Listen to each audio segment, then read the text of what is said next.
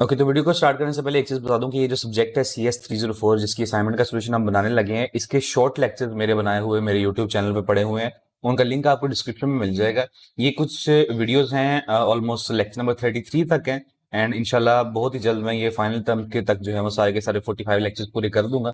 तो आप इन वीडियोस को देख के अपनी प्रिपरेशन कर सकते हैं। ये बहुत छोटी छोटी वीडियोज हैं व्यू के निस्बत, एंड इनसे आप इजीली जो है वो प्रिपेयर कर सकते हैं। तो इनका लिंक आपको डिस्क्रिप्शन में मिल जाएगा।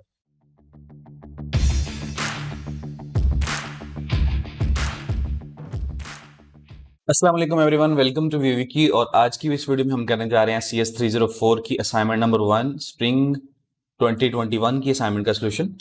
तो असाइनमेंट स्टार्ट करने से पहले सबसे पहले देखते हैं इसकी लास्ट डेट क्या है। तो लास्ट डेट है इसकी ड्यू 25/2021।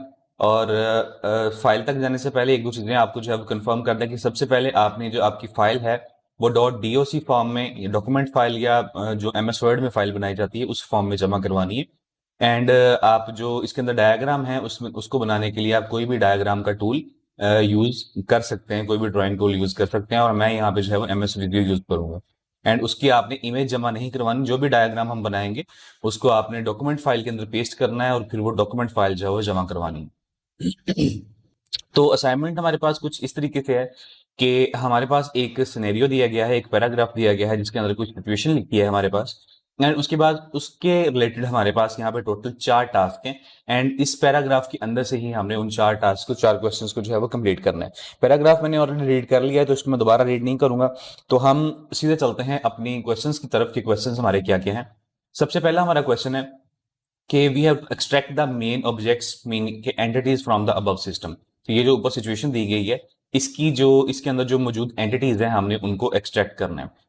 एंटिटीज क्या होती हैं? एंटिटीज वो होती है, जैसे आप कह सकते हैं कि हम नॉर्मल वर्ड में नाउन कहते हैं, एक ऐसी चीज जो एग्जिस्ट करती है एक्चुअल में, जो चीज एक्शन परफॉर्म करने वाली होती है उस चीज को हम एंटिटी कहते हैं।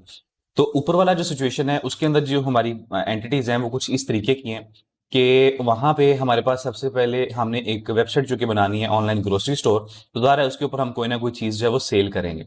तो उसके अकॉर्डिंग हमारा पहला जो एंटिटी आ जाती है वो आती है हमारी प्रोडक्ट। उसके बाद उस प्रोडक्ट को बाय करने वाला हमारा होगा कस्टमर। ठीक है। देन हमारे पास एक एंटिटी आती है ऊपर वाली सिचुएशन को लेके, जिसका नाम होगा ऑर्डर।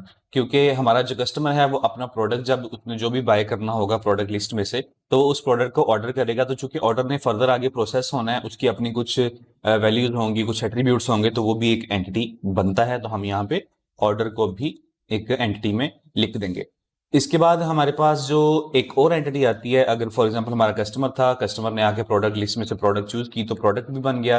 प्रोडक्ट जो उसने चूज किया वो उसका ऑर्डर बन गया। तो ऑर्डर के बाद ज़ाहिर है जब उसने ऑर्डर को प्रोसेस करना है या फाइनल करना है तो उसकी जो है वो एक पेमेंट लिस्ट बनेगी।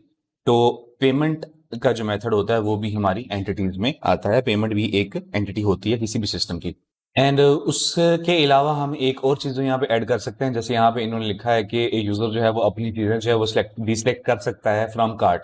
तो हम इसके अंदर जो कार्ट होती है, शॉपिंग कार्ट होती है, वो भी हम ऐड कर सकते हैं। तो वो ऑफकोर्स हम पेमेंट से पहले कर देंगे। तो यहाँ पे हमारी आ जाएगी कार्ट। ठीक है। तो ये 5 टोटल जो है इसके अंदर एंटिटीज हैं। हमारे ऊपर वाले सिनेरियो के अंदर ये टोटल 5 एंटिटीज आती हैं। एंड ये रहेगा हमारा क्वेश्चन नंबर 1 का आंसर।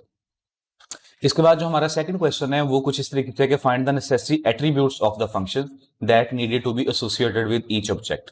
व्हिच मींस कि ये जो हमने जितनी भी एंटिटीज जो है यहाँ से फाइंड की हैं, इन हर एंटिटी का जहाँ पे एक इसके जो है वो एट्रीब्यूट्स यहाँ पे बनाने हैं। तो वो एट्रीब्यूट्स जो आप हैं यहाँ पे बनाएंगे टेबल की फॉर्म में। हम ऊपर लिखेंगे अपनी एंटिटी का नाम और नीचे जो है उसके लिख देंगे हम उसके एट्रीब्यूट्स। एंड उसके बाद चूंकि उन्होंने फंक्शंस की बात भी की है तो हमें एट्रीब्यूट्स के सामने उसके फंक्शंस भी लिखने पड़ेंगे। तो वो मैं टेबल बना के कंटिन्यू करता हूँ। ओके, तो यहाँ पे हमारा आ गया क्वेश्चन नंबर 2 जो था। तो इसके मैंने यहाँ पे ये बना लिया है। सबसे पहले हमारा चूंकि ये हमारे एट्रीब्यूट्स हैं, सारे के सारे एट्रीब्यूट्स, इनके अकॉर्डिंग हमने टेबल बनाने हैं। तो सबसे पहला हमारा एट्रीब्यूट था प्रोडक्ट का। हमने प्रोडक्ट के एट्रीब्यूट्स यहाँ पे लिखने हैं कि प्रोडक्ट में क्या क्या हो सकता है। प्रोडक्ट की आईडी होगी, प्रोडक्ट का नेम होगा और उसकी प्राइस होगी। एंड उनके रिलेटेड अगर कोई फंक्शंस वगैरह अवेलेबल हैं या उनसे कोई एक्स्ट्रा फंक्शंस हो तो हम एक्स्ट्रा भी लिख सकते हैं। या उनके रिलेटेड अगर कोई फंक्शन है तो प्रोडक्ट आईडी है तो उसके बारे में ये होगा कि हम प्रोडक्ट को फेच कर सकते हैं। एंड प्राइस के ऊपर हमारा ये फंक्शन हो सकता है कि अगर इसके लिए कोई डिस्काउंट अवेलेबल है। ठीक है। इसी तरह हम अगर कस्टमर की बात करें तो कस्टमर के कुछ एट्रीब्यूट्स हैं जिसके अंदर हमारे कस्टमर की आईडी और नेम वगैरह आ जाता है, फोन नंबर, एंड फंक्शंस में ये होगा कस्टमर जो है वो लॉग इन कर सकता है या रजिस्टर कर सकता है। उसके अलावा जो है अगर हम यहाँ पे कस्टमर का एक और फंक्शन ऐड करना चाहें एक्स्ट्रा से, तो उसमें आप ये ऐड कर सकते हैं कि वो अपना जो है वो प्रोडक्ट जो है वो बाय कर सकता है या प्रोडक्ट जो है वो कार्ड में ऐड कर सकता है। तो यहाँ पे आप इस तरीके से लिख सकते हैं, बाय प्रोडक्ट, ठीक है, DUCT, ठीक है, इस तरीके से ये भी आप इस तरह लिख सकते हैं। नेक्स्ट हमारे पास आ जाता है ऑर्डर। तो ऑर्डर में क्या है कि या तो ऑर्डर की आईडी होगी, ऑर्डर की डिटेल होगी, और वो जो स्पेसिफिक ऑर्डर जो भी उसने किया होगा उसकी प्राइसेस होंगी। तो आईडी में ये है कि हाँ, उसका जनरेटर वाउचर जो है वो जनरेट किया जाएगा, so gen voucher, generate voucher, and price के ऊपर जो है उसको कोई डिस्काउंट कूपन अगर है अवेलेबल तो वो जो है वो अप्लाई किया जा सकता है। इसी तरह अगर हम बात करें कार्ट की, तो कार्ट में भी ये है कि कार्ट की एक आईडी होगी जिसके अंदर सारी की सारी वैल्यूज हैं उसने ऑर्डर से पहले जो है वो रखे होंगे, एंड उनको वो अपडेट कर सकता है, विच मीन्स के उन प्रोडक्ट्स को मॉडिफाई भी कर सकता है, मतलब कम भी कर सकता है, ज़्यादा भी कर सकता है। एंड इसी तरह टोटल प्राइस के ऊपर भी अगर कोई डिस्काउंट कूपन अवेलेबल है तो वो अप्लाई किया जा सकता है। सिमिलरली पेमेंट तक जब बात पहुंचेगी तो पेमेंट की हमारी एक आईडी होगी, और उस आईडी के थ्रू जो है हम अपनी पेमेंट को जो है वो पे करेंगे। तो आप यहाँ पे पे पेमेंट या प्रोसेस पेमेंट या इस तरीके से कोई भी फंक्शन लिख सकते हैं, एंड जो पेमेंट की अमाउंट है उसके रिलेटेड कुछ होता नहीं है, जो है सो है। उसके बाद यहाँ पे क्वेश्चन नंबर 2 जो है वो खत्म हो जाता है। देन बारी आती है क्वेश्चन नंबर 3 की, कि identify the relationships between among identified objects. तो चूंकि यहाँ पे बात हो रही है, हमने रिलेशनशिप्स को आइडेंटिफाई करना है, विच मीन्स कि हमने यहाँ पे बनानी है ERD डायग्राम, यानी कि एंटिटी रिलेशनशिप डायग्राम। क्योंकि इन ऑब्जेक्ट्स के रिलेटेड जो है वो हमने रिलेशनशिप बनाना है, तो हमें यहाँ पे ERD डायग्राम बनानी पड़ेगी, एक बेसिक सी, एक छोटी सी डायग्राम। तो ये रही हमारी एंटिटीज, और चले हम चलते हैं अपनी MS विजियो के अंदर। तो इनको मैं यहाँ से कर लेता हूँ कॉपी, ताकि हमें बार बार यहाँ पे आके ना देखना पड़े।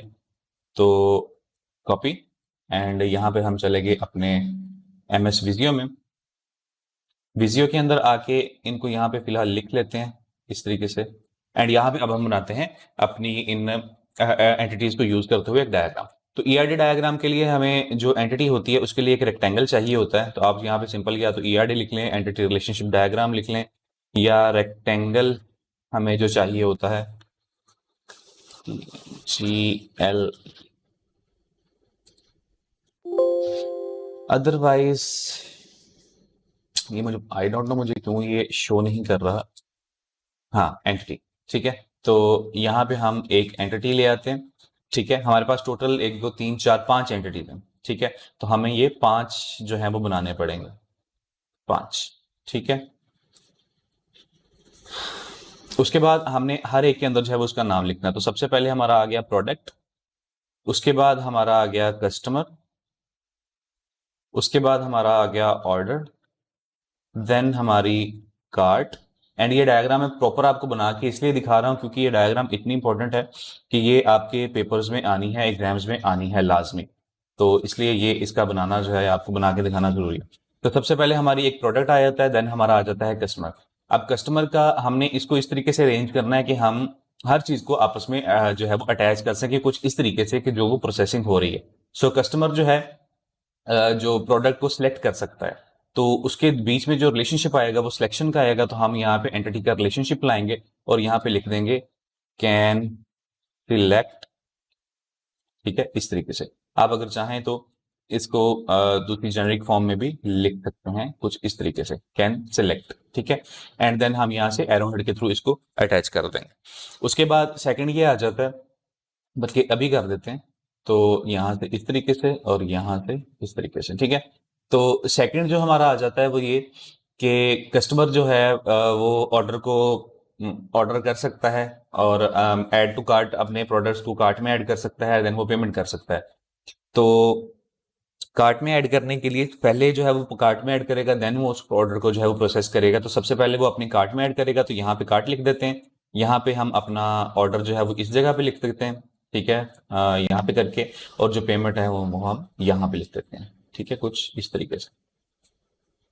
तो यहाँ पे इस चीज को और सिंपल करने के लिए एक और चीज हम कर सकते हैं कि हम इस तरह से शो करवा दें कि हमारा कस्टमर जो है वो प्रोडक्ट जो है वो मेक करता है, कस्टमर मेड प्रोडक्ट, और उसके अंदर प्रोडक्ट्स जो है वो हम इंक्लूड कर देते हैं।